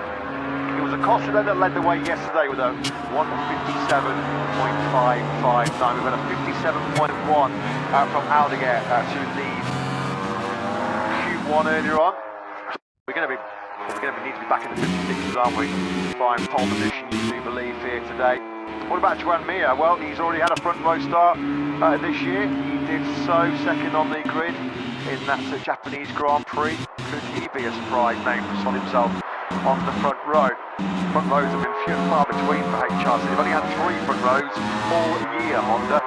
2 for Johan Zarco in Termas and in Sachsenring, and just the 1 for Joan Mir in Mategi. Well, in the absence of Mark Marquez, of course, out to injury, the king of qualifying out there in this Q2 section without question is Fabio Quartararo, who took his 5th pole of 2025 a week ago in Australia. Whatever issues he's grappling with on that factory Yamaha, although it didn't look too bad this morning in free practice, so we know the 2021 World Champion turns it on when the 15 minutes of Q2 get underway. Pole position here as well in Malaysia in 2019 was Quartararo, so he's found himself to Parc Ferme at the end of Q2 previously. He's already got a Tissot watch on his wrist here in Sepang. Sepeka Bagnaia having come through Q1. Only have probably 1 soft rear tyre now available at disposal. That's why we're not seeing Bagnaia out early on in this Q2 session. Down to you, Jack. That's exactly it, and you can understand that as well. A lot of the riders yesterday saying this soft rear tyre after 2 fast laps had a huge drop on it. So he clearly feels there's no value, there's no benefit to going out and using a soft rear tyre, but wow, does that add pressure? It's going to be one and done for Bagnaia in this Q2 session. Yes, thanks very much, Jack. 1 and done, he's done it before, that's no doubt about Bagnaia. 2023 as Rins runs in hot, going through the bottom gear in turn 9. That's going to cost Alex a whole chunk of time, and he was so desperate, wasn't he? Acosta now. Yeah, Acosta now gets through into 11. Acosta very nearly held up there by Alex Rins. I think he just about got away with it and got through in the nick of time. Let's see what the Gravine Ducati is doing. Alex Marquez closing in on Aldeguer. Is Aldeguer going to get out of the way? The answer appears to be no. They were very close to each other there, weren't they? But Acosta is quicker than the pair of them. We remind you, Pedro Acosta has not started on the front row of the grid at all in 2025 yet. And this is where Acosta nailed his 57.5 yesterday. He was absolutely phenomenal in the final sector. Look at once again how hard he's attacking, pushing the front end of that KTM RC16. We're going to track the 3 Spaniards, or 4 Spaniards in the same picture over the line right now. The reference lap time is Acosta's 57.363. Straight out of the gate then, first flying lap of this Q2 session. Acosta sets his personal best time of the weekend so far. 4/10 of a second he is clear of Frankie Morbidelli. There's been just the 1 MotoGP pole position in Acosta's career. That came in Japan last year. Well set though to fight for his second. I think Quattararo's rolled out of that, he has. Looked like he was hitting up coming out of turn 11, so we won't see anything from him on this lap. Zarco into second place now, so the same top two we had yesterday afternoon. Acosta on a 57.3, Zarco on a 57.5, but I remind you, Aldeguer and Bagnaia both in 50.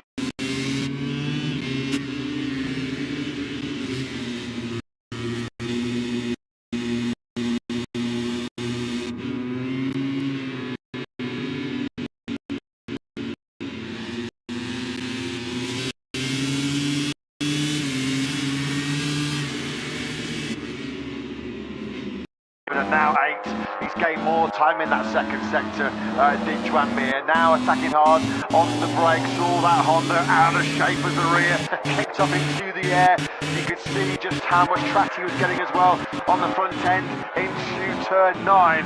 Mir is all in here, isn't he? Let's see what Acosta's up to. He might be getting held up by the Cofini Ducati, so did they get out of his way? No, Acosta is still up through the third sector, of course, up against his own lap time.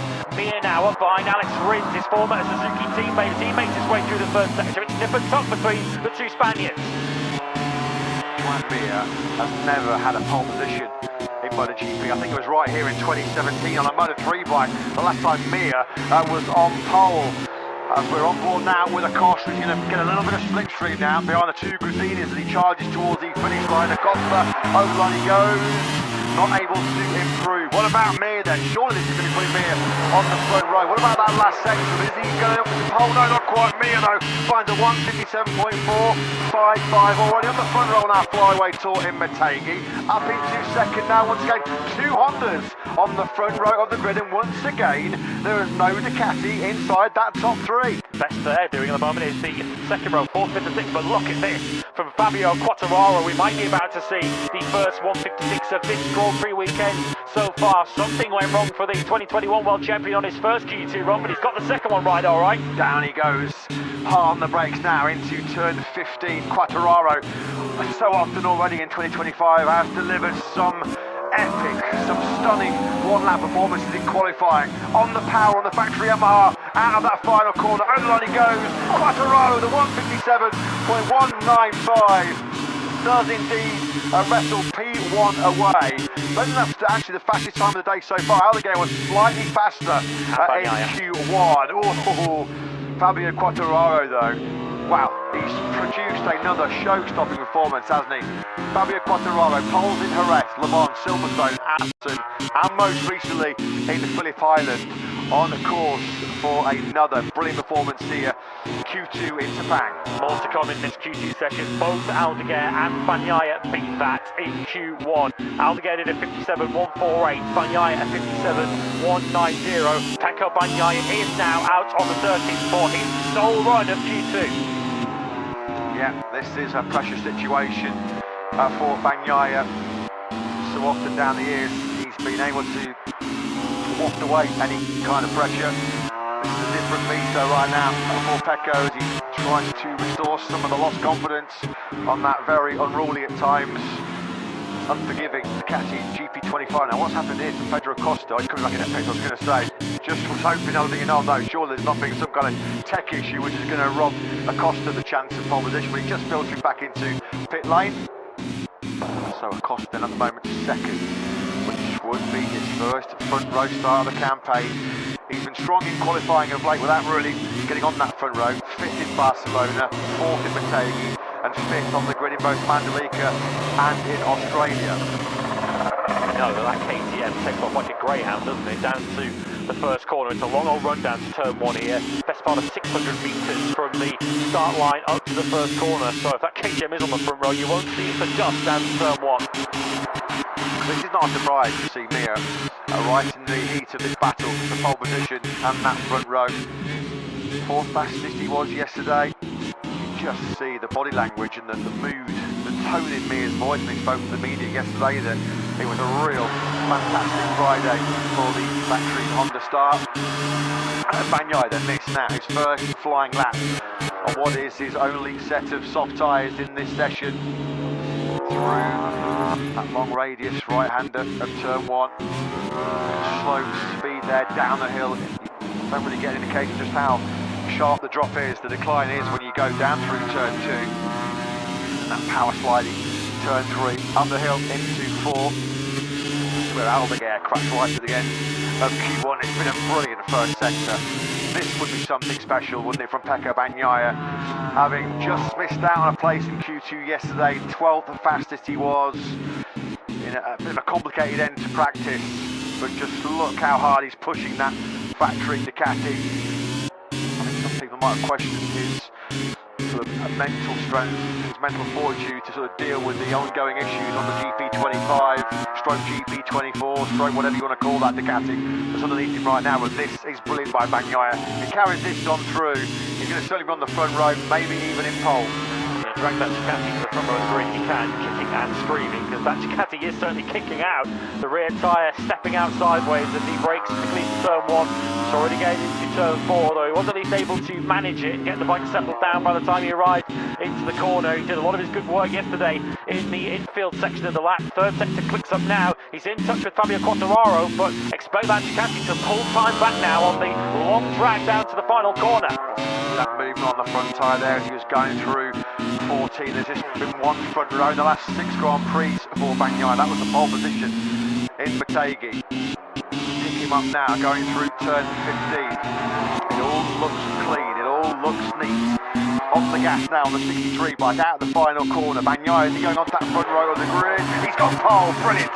He has nailed that final sector. That is an awesome lap from the double MotoGP World Champion. 57.001 on the only soft tyre he has at his disposal. This is a high pressure situation, high stakes here for Bagnaia, and he's nailed it. He's almost 0.2 of a second clear now of Quartararo. We are looking at the Sepang pole hat-trick here for Pecco Bagnaia. He led Q2 in 2023 and in 2024, and he leads Q2 in 2025. Exceptional from Pecco Bagnaia, but that final sector was all about Ducati versus Yamaha. Quartararo, I don't think, did do an awful lot wrong in the final sector, but that Ducati just punches off turn 14 and then gets Bagnaia down to 15 and out of the final corner to the finish line. Just pure quicker, just pure power versus the Yamaha. Quartararo is the second slowest rider in this Q2 session through the speed traps, and in the end Yamaha just not able to give Quartararo enough to beat Bagnaia in that final sector. This, you imagine, is Bagnaia's final shot in this Q2 session. Once he's got this second time lap out of the way, the best will be gone out of those soft tyres. We might soon be having our 2 Q1 top 2 on the front row here, because Aldeguer, who led Q1, looking really strong on that Gresini Ducati. Although the yellow flag's out in sector 1, it's Acosta, it's Pedro Acosta. Well, so many times in 2025 at key moments on the Grand Prix weekend, he has dropped the ball, he's fluffed his lines, he's done it again. Acosta on the floor at turn 1. That is his 3rd crash of the weekend. We might be seeing a hat-trick of poles here in Sepang for Bagnaia. It's a hat-trick of crashes for Acosta. Alex Marquez, Frankie Morbidelli, as you can see, on really strong laps. This is not over. We're surely going to see a 56 coming very shortly. Bagnaia's 57.001 under big threat. I think Acosta might have restarted that. We'll keep an eye out for him coming through the first sector. Aldeguer not really launching a pole challenge yet. He's going to have this and probably one more shot before the best is gone from his soft tyre. Acosta has come through the first sector, so he will get round for one more lap if his KTM isn't too badly damaged. Put himself right under the coach though, hasn't he? Acosta, at the moment he's on the front row. And no damage done after that Q1 crash. Damage might be incoming though. And he might be inflicted by Alex Marquez, Frankie Morbidelli, Joan Mir. Look how close Mir is to potentially pole position. Aldeguer rockets up from 11th to 5th with a 157.51. That's still not as quick as he managed to get himself out of Q1. Alex said over the line he goes. Then to hold that Alex. His second, it has pushed Acosta then off that front row. Mir's lost time in that 3rd split, as you can see. Mir now at the back of the 2nd row in 6th. Morbidelli goes 3rd, so it is now all of a sudden an all Ducati front row, as if things have reset back to normal once again in MotoGP. Acosta back to 5th, it could become 6th here with Mir across the line. Mir doesn't improve in terms of position. It is the best lap time of the session. Mir stays on the back of row 2. 6th place then for me. I'm just keeping a close eye on Acosta's progress, because it's going to be now or never for Acosta. By the time he gets over the line, he's going to get over the line, and he's gravel dropping out the back of that KTM as he goes through turn 14. Breaks into turn 1, he's just drifted us a slightly wide front end washes away. That's the second time we've seen Pedro Acosta have that crash already this weekend. He has just gone over the finish line as Acosta, as he knows, he's still coming through the final corner now, just making sure he's free of gravel. He has now gone across the line with 23 seconds remaining. This is now his last shot. Turns 1, turns 2, turns 9. Have caught out Pedro Acosta so far this weekend. Could that be the Acosta's mistake of his weekend so far? He has been pushed back down off the front row from 3rd to 5th. There is all the gravel getting dumped all over the circuit, dropping out the belly pan there. That's left a whole bunch of stones coming out of that turn 14. Alex Marquez then. It's going to be close. Mir also. Well, we saw Mir lose about 2.5 tenths through that sector 3 on the previous lap. He's right on the money once again through the first half of this Sepang circuit. Let's just follow Mir on the graphic there. You can just see him about to come through the 3rd sector as Quartararo trying to deliver something special late on once again. So too is Acosta. Acosta might be getting away with one here. Yet again, Mir just has no pace, no rhythm at all in that 3rd sector. So Mir at best looks like he's going to be on that 3rd row. Over the line goes Alex. He's going to stay in 2nd place. He has taken the checkered flag. So too is our provisional pole starter Bagnaia. Fabio Quartararo. Well, we might be seeing our first 156 of the weekend so far. Acosta trying to rescue the front row as well after his turn 1 crash. So Acosta's coming towards the end of the 3rd sector now, but Quartararo is just throwing that Yamaha on the line in this qualifying session. This is where the Frenchman truly thrives. There is no one better in MotoGP right now on a single qualifying lap than Quartararo. Acosta has lost time in the 3rd sector. He will not be improving on 5th place.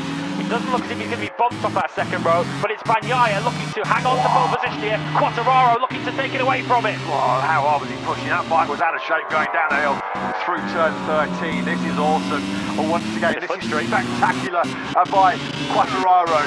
He now powers behind his teammate Alex Rins up towards turn 15. He's delivered something super special so many times on Sprint Saturdays in Q2 as he already this year. Fabio Quartararo, look how hard it's front moving on the entry, rear sliding on the exit of turn 15, over the line he goes, oh he misses out. You can just see there was the big moment on the front end into 15, the rear was spinning up underneath him coming out of that final corner. Quartararo then just off the front row in 4th place. Aldeguer then led Q1.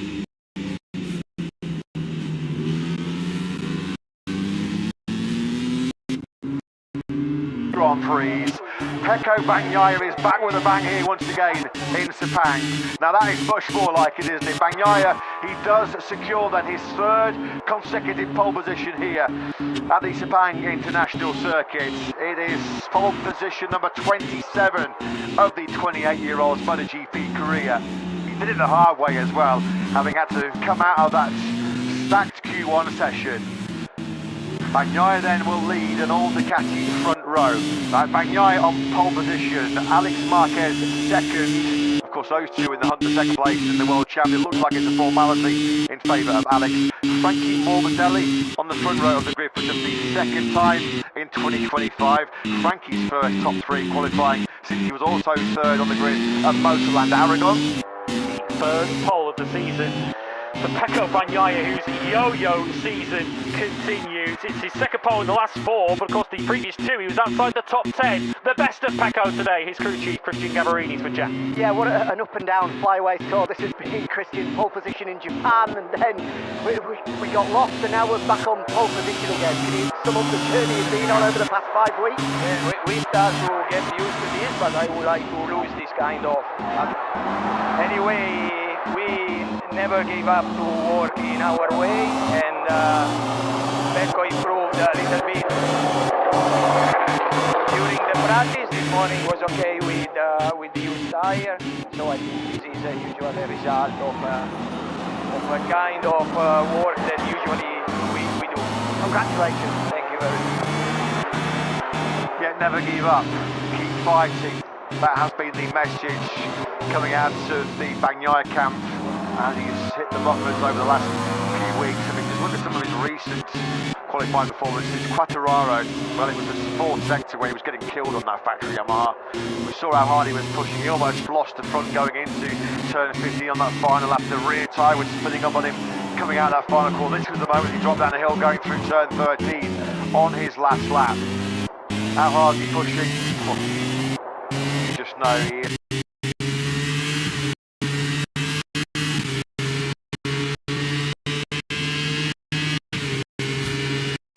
Up on the brakes into turn 15. He just had a little bit more horsepower. Look how unstable the Yamaha was there on corner exit as well. But just like he did in 2023 and in 2024, it's Pecco Bagnaia who reigns supreme in our Malaysian Grand Prix qualifying. 15th on the grid in Hungary, 21st on the grid in Catalonia, 16th on the grid in Mandalika, 11th on the grid in Australia. He's suffered so much. Motegi aside, hasn't he, Pecco Bagnaia, but we keep saying it, he's back, but it's very hard to call whether he is well and truly back, isn't it?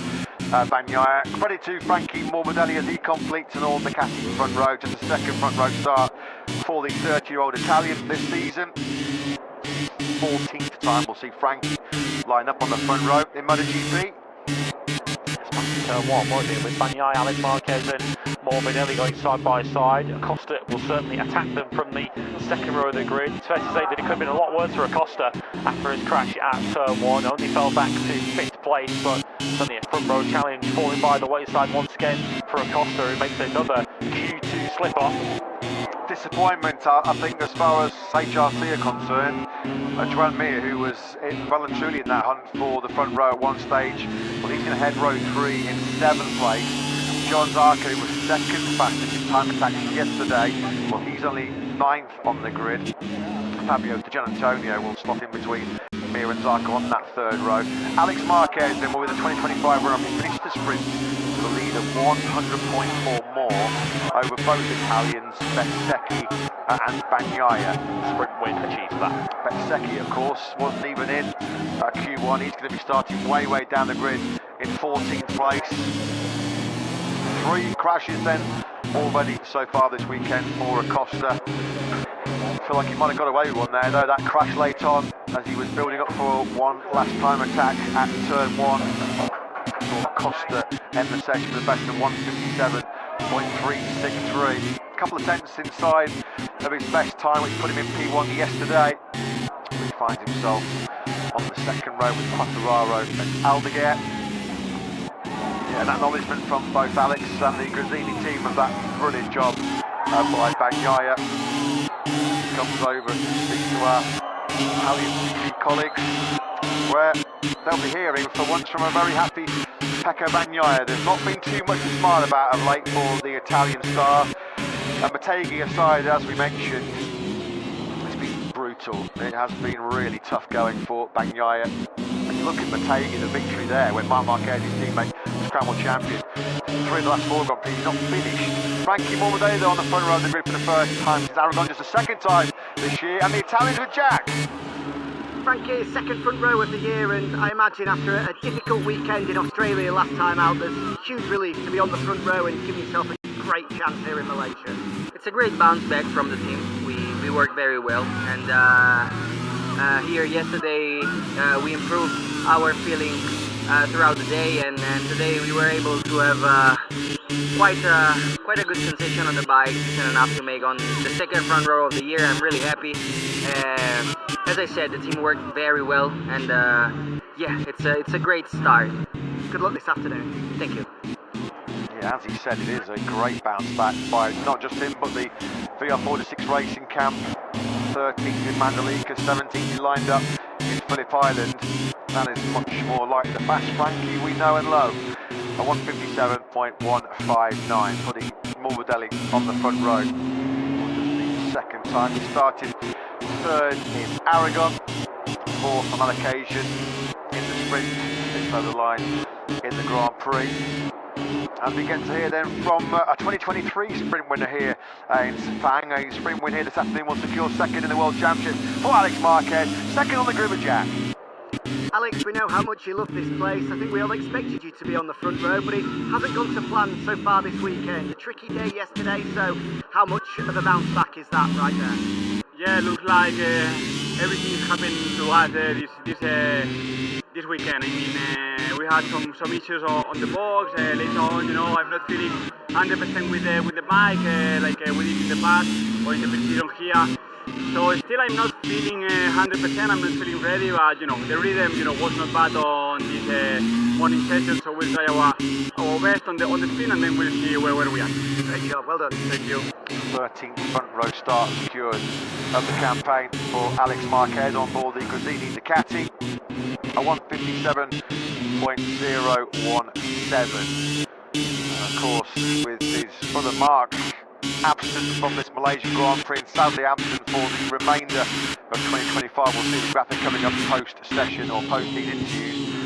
Alex not out of the game in terms of the keys for a nice shiny BMW when we head to Valencia in the middle of November for our final Grand Prix of the campaign. We'll see the numbers in terms of that one coming up shortly, but what a performance. What a brilliant Q2 display that was from Pecco Bagnaia. Out of Q1 and a 57.001. Continues this phenomenal recent qualifying record he has here at the Sepang International Circuit. We'll be hearing from Pecco very, very shortly. He had a smile on the face of Davide Tardozzi and a thumbs up to boot as well. I think Tardozzi himself has been running out of patience at times with Pecco, but it is the pole hat-trick. 2023, 2024, now 2025. Pole in Sepang for Pecco Bagnaia with Jad. Pecco, that's now 3 straight pole positions here in Sepang as this roller coaster season continues. The highest of highs, the lowest of lows. Can you just sum up the journey to get back onto pole position once again? Difficult to explain, and like you said, it's a roller coaster, so I don't want to be. I'm happy, but I don't want to be too calm. I know that this afternoon will be tricky, the condition is very hot, so it will be important to remain calm and try to understand the situation. But this morning we did a good job. We tried different things and it helped a bit. Not just me, also the Ducatis, because yesterday we were more in trouble, so it's an improvement and we just need to continue like this. Great lap, well done. Yeah, a fantastic lap, thanks Jack. Congratulations once again to the factory Ducati team and to Pecco Bagnaia. Hard to believe we are coming into the 20th round of the campaign with Bagnaia notching just the solitary sprint victory. That did come though from his most recent pole position at the Mobility Resort Motegi, and that's an embrace between two senior figures at Ducati who've always stood by their rider. Ducati leaving no stone unturned to try and get Bagnaia back to his brilliant best. There's his wife Dementia, his sister Corolla there on the right hand side of your picture as well. Constant companions as Pecco Bagnaia is back on pole in Sepang. Pole position number 27 in MotoGP for Pecco Bagnaia. Alex Marquez, who will look to secure second in the championship this afternoon. Second, in fact, if he finishes there with Bagnaia the sprint winner, that would also be enough. Frankie Morbidelli third, second front row of the year. Fabio Quartararo did everything right until the final sector and had to settle for fourth. The Costa Rica crashed fifth from Aldeguer, who came through Q1.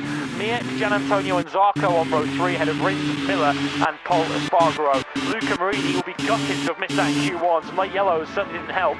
13th ahead of Marco Bezzecchi, who's the top of Aprilia, and Raul Fernandez also on row 5. Oliveira, Agura and Binder next up. Bastianini, Chantra and Salvadori are on the 7th row of the grid, and completing on grid of 23 for the sprint later on. Michele Pirro and Augusto Fernandez. BMW M Award then, 39 points is Marc Marquez's advantage now. If Alex Marquez can qualify in the top 2 in the last 2 Grand Prix, he will take away the keys to that brand new BMW from Marc. Fabio Quartararo will finish in all probability the year in third. Pecco Bagnaia up into 4th place now after his 3rd pole of the year.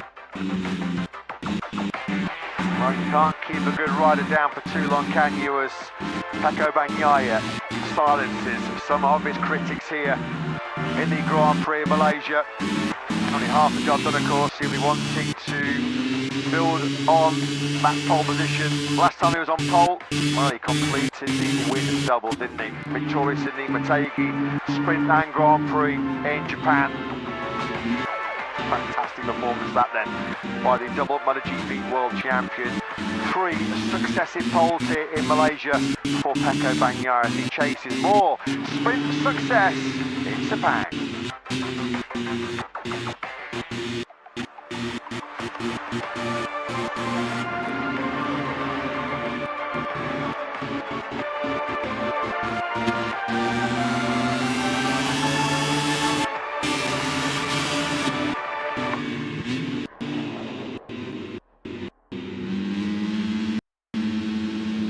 Welcome to the most exciting sport on earth. The world's most fearless riders, the fastest bikes, the most forward-thinking manufacturers. This is the hunt, and there can only be one winner.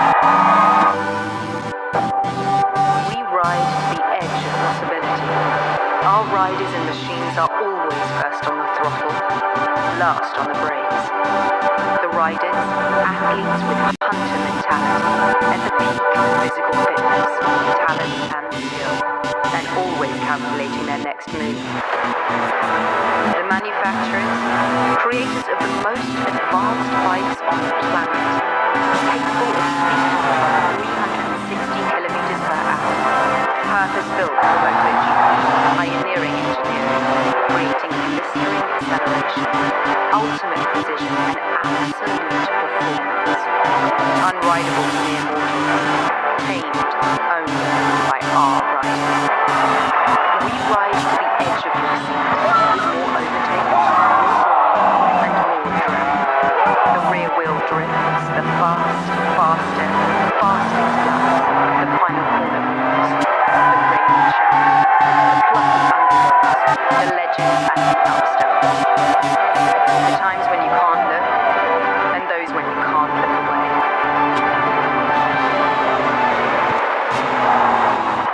We ride with purpose, with pioneers and visionaries working tirelessly not just for the win, but for the future of our sport, our technology, and our planet. Their eyes not only on the checkered flag, but on that ever-moving finish line called progress. We ride together as one global racing family, with the riders, the teams, the engineers, the technicians, the broadcasters, the truck drivers, the cooks, the hospitality staff, the sponsors, the many individuals all united in the goal of glory, with every kind of family, the every weekenders, the first timers, the forever fans, the never miss a flaggers, the home track faithfuls, the destination circuit holidayers, the day trippers, the Sunday sofa viewers, the ones we've known forever and the ones we haven't met yet, cheering from the stands or at the screen, whoever you are, wherever you come from, we are one galaxy. Be part of it.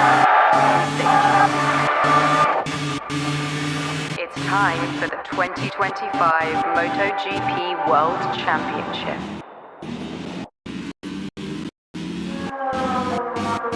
Good morning and welcome back to Australia. Welcome back to Phillip Island. It's been a Bezzecchi blitz here though in Phillip Island. Despite the mid-sprint mistake, he wins for the third sprint in the last 4 Grand Prix in dominant fashion. Ralph Hernandez, who does make it back-to-back Sprint Saturday podiums for Trackhouse. Marco Bezzecchi, 3.1 seconds clear of Hernandez. He will serve a double long lap.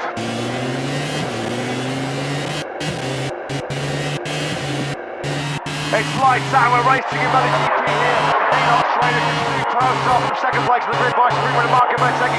Quattraro, like yesterday, is going the wrong way. Acosta is using that lightning speed of the KTM on the run down into the Dua corner.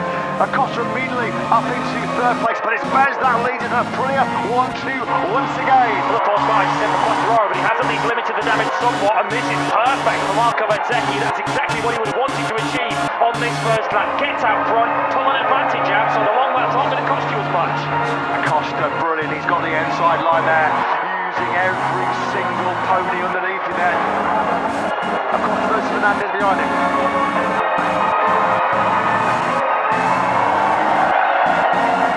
Zarco straight to the ground, and that's be a fast-on crash at Dua corner.